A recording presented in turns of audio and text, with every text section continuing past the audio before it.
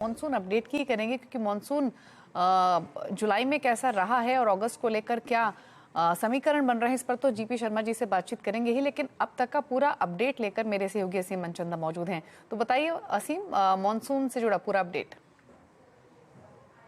देखिए, ये साल अल्नीनो का साल माना जा रहा है और इस साल ऐसा लग रहा था कि अल्नीनो रहेगा और सूखा जो है पड़ सकता है, लेकिन फिर भी और मानसून में हमें जून में जो है 10% तक की कमी और बारिश में हमको देखने को मिली थी। लेकिन पिछले एक महीने के अंदर अंदर मानसून ने काफी तेजी से रफ्तार पकड़ी है।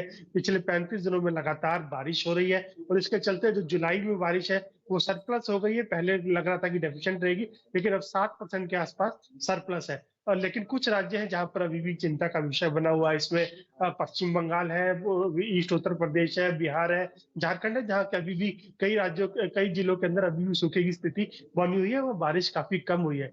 दूसरी अगर मैं बात करूं सोइंग की, तो सोइंग को पहले काफी स्लो थी क्योंकि मानसून काफी देरी से पहुंचा था, लेकिन अब सोइंग ने भी काफी जल्दी से पिकअप कर लिया। पिछले साल के मुकाबले 2% ज्यादा सोइंग देखने को मिल रही है। पैडी की 23.75 मिलियन हेक्टेयर के अंदर सोइंग अभी फिलहाल हमें देखने को मिल रही है। हालांकि पल्सेस की सोइंग थोड़ी सी पिछड़ी हुई है, 12% के आसपास पिछड़ी हुई है, लेकिन इसमें भी उम्मीद है कि बहुत जल्दी इसको रिकवर कर लेंगे। लेकिन आगे का थोड़ा सा जो फोरकास्ट है मानसून का, वो काफी परेशान कर सकता है, क्योंकि अब मौसम विभाग क्या होता है कि मानसून जो है ब्रेक लेगा 6 जुलाई के बाद, 6 अगस्त के बाद से बारिश की संख्या में काफी कमी आएगी। और इस ब्रेक के ऊपर डिपेंड करता है कि मानसून का ब्रेक कितना लंबा होता है। अगर 2 हफ्तों से ज्यादा का ब्रेक हुआ तो आपको थोड़ी सी चिंता का विषय बन सकता है, खासतौर पर की जो क्रॉप्स अभी सोइंग हुई है उनके लिए थोड़ी सी चिंता का विषय बन सकता है। तो अब सारा डिपेंड करेगा कि अगस्त में हमको किस तरह की बारिश मानसून में देखने को मिल सकती है। शुक्रिया असीम, आपका डिटेल्स बताने के लिए। जीपी शर्मा हमारे साथ मौजूद भी हैं। शर्मा जी नमस्कार, स्वागत है आपका। तो पहले तो जुलाई का ही पूरा अपडेट समझना चाहेंगे। हालांकि जैसे असीम ने बताया कि ओवरऑल जो रेनफॉल है वो प्लस में ही रही है, लेकिन कुछ रीजन्स हैं, फिर चाहे वो बिहार हो, झारखंड हो या फिर नॉर्थ ईस्ट रीजन हो, जहाँ पर डेफिशिएंट रेनफॉल जुलाई में देखने को मिली है। तो अगर हम जोग्राफी वाइज देखें बारिश का हाल अगर पूरे जुलाई में, तो आपके आंकड़े क्या कहते हैं? जुलाई में काफी रिकवरी देखने को मिली है। हमारे दक्षिण भारत में और पूर्वी भारत में बहुत ज्यादा डेफिशिएंसी थी, लार्ज डेफिशिएंसी। तेलंगाना से लेके आंध्र प्रदेश, कर्नाटका, इन सब में बहुत ज्यादा डेफिशिएंसी थी, 35-40% के करीब। लेकिन जो लास्ट वाला सिस्टम बना, जिसमें कि तेलंगाना में तो आपको मालूम है बहुत ही मूसलाधार वर्षा हुई, जरूरत से ज्यादा हुई मैं तो कहूंगा। लेकिन फिर भी जो आंकड़े हैं उनमें काफी सुधार आया, केरल को छोड़ के। केरल में अभी भी लगभग 35% बारिश कम है, लेकिन बाकी सभी सब डिवीजन दक्षिण भारत की, जिसमें कि सभी मतलब रायलसीमा, आंध्र प्रदेश, तेलंगाना, तमिलनाडु की बात करें तो उनमें काफी रिकवरी, सब नॉर्मल आ गई। हाँ, पूर्वी भारत जो है, जिसमें कि बिहार, झारखंड, पश्चिमी बंगाल की बात करें, अभी भी डेफिशिएंसी वहां 40 से 50% तक है।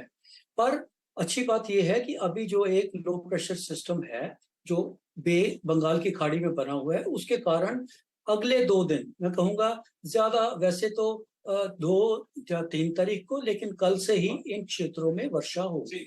बिहार, झारखंड और पश्चिमी बंगाल में इनमें वर्षा होगी और कुछ तो रिकवरी जरूर हो जाएगी इन क्षेत्रों में। हाँ, आने वाले ऐसा प्रतीत हो रहा है जैसे कि मानसून तो वीक फेज में चला जाएगा।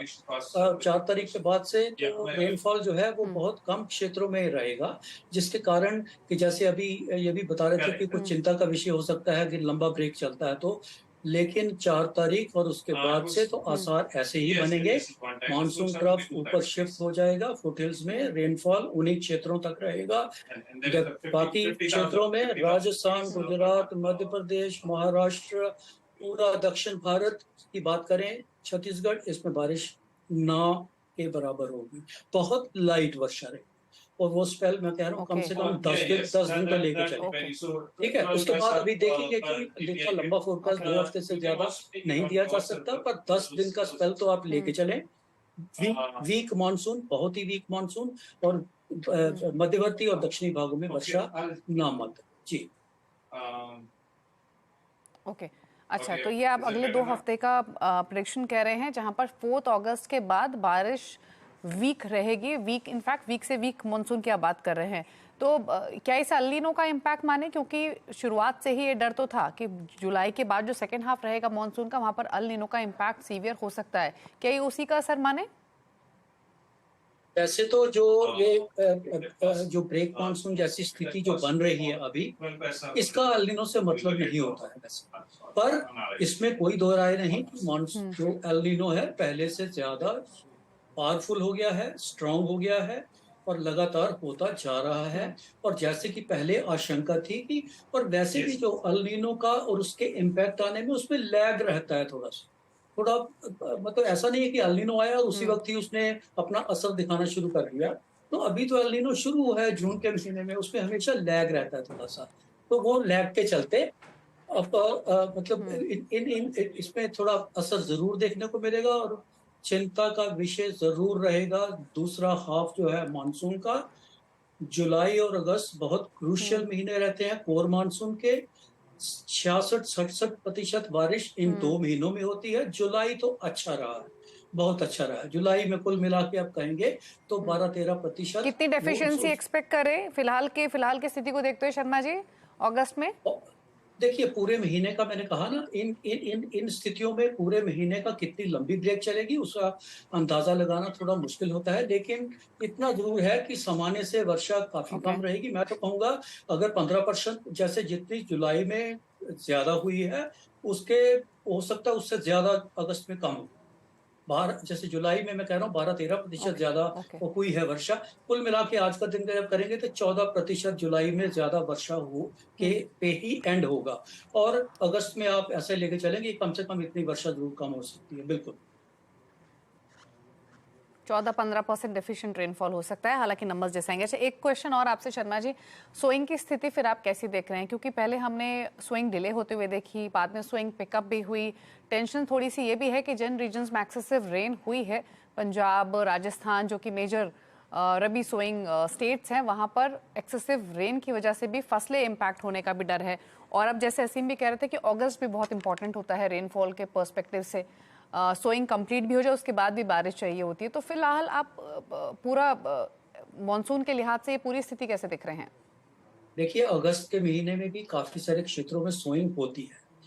दक्षिण भारत की बात करें उसमें भी है, और जरूरी नहीं है कि जो मेन क्रॉप जैसे हमारी पैडी है या शुगर केन है, उसके अलावा काफी सारी सोइंग पल्सेस की बात करें, ग्रेन्स की बात करें, तो उन क्षेत्रों में अगस्त का महीना बहुत ही महत्वपूर्ण होता है, बहुत इंपॉर्टेंट होता है।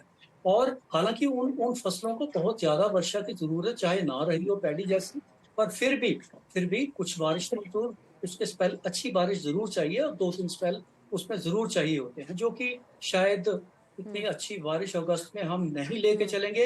उसका हमें देखने को जरूर असर मिलेगा वर्षा का फसलों पे।